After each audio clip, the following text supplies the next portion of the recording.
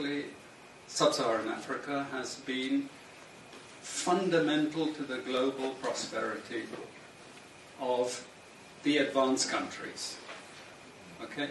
And Africa had a role to play. It has a role as a raw material producer. We will not allow sub-Saharan Africa to escape that. Okay, we do everything to keep sub-Saharan Africa where it is, also impoverished. It's absolutely vital for the prosperity of everyone else. So let's get clear about that. Okay, and this means all the economic structures, all the global institutions, and the economics we teach everyone is all designed to keep Africa exactly where it is. And whether it is Europe or US or now China, it's always the same. We need Africa to be impoverished because we need those raw materials and we need them dirt cheap. Okay, so that's the message. It doesn't mean to say that there's nothing Africans can do. Of course there is. Okay, but this is the opposition that they're fighting. This is what it's about. Because if Africa does do something different, I assure you living standards of all those in Europe and North America and Asia is going to fall. Okay? And that is a big price to pay. I assure you that the West is not going to allow that without a big fight. Okay, so this is what it's fundamentally about. What I want to show you is how these structures are operating. It's just 20 minutes, so we can't do very much, but just to give you a little bit of an idea. And why I keep the ideology part there is because we are part of the producers of ideology. At universities and academic institutions, we are complicit in this whole enterprise. Okay, so the job of many Western academics is to convince Africans they have to keep doing what they're doing. Okay? And to show them it's your fault that you're poor. It's not our fault. It's your fault that you're poor. You know? So this is what we do in academic institutions, and I want to show that as well.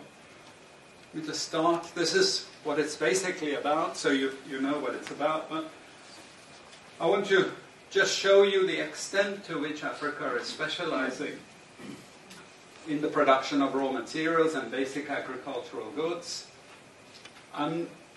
We know the basic forces that have caused this underdevelopment. We know it's colonization. I will not discuss that very much because my colleague speaker is going to go into some aspects of this. But I do want to discuss the global economic structures, the global financial institutions, and economic ideology, briefly, to give you a flavor of those.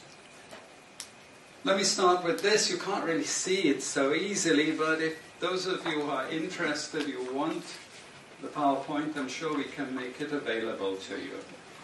But the thing that you really need to see is the top line. Okay? And the extent of dependency is captured by this statistic at the top. Okay? And you compare it with all other income groups, and what you see is essentially in that one statistic how dependent sub-Saharan Africa is on raw material production. Okay? This is the very heart of what makes sub-Saharan Africa beat. Okay? Here, just to have a look at one very important additional statistic, with all this export coming from sub-Saharan Africa, how much does sub-Saharan Africa account for in terms of global trade value? We know there are vast resources coming from there, but look at the bottom line in terms of global trade value. Look at that. 0.5%, 1975, 0.95%, going down to 0.1. To 0.1. Meaning that with all these vast resources being produced, how much are they getting for it? Nothing. Nothing. This is a very significant piece of data. Then I just want to show you what has happened to sub-Saharan Africa, because what we know, and from all studies, no country ever develops without manufacturing. Okay, producing raw materials will not take you anywhere. Producing basic agricultural goods will not take you anywhere.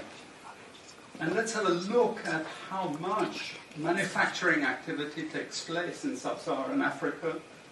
We can look over the last 15 odd years, 15, 20 years.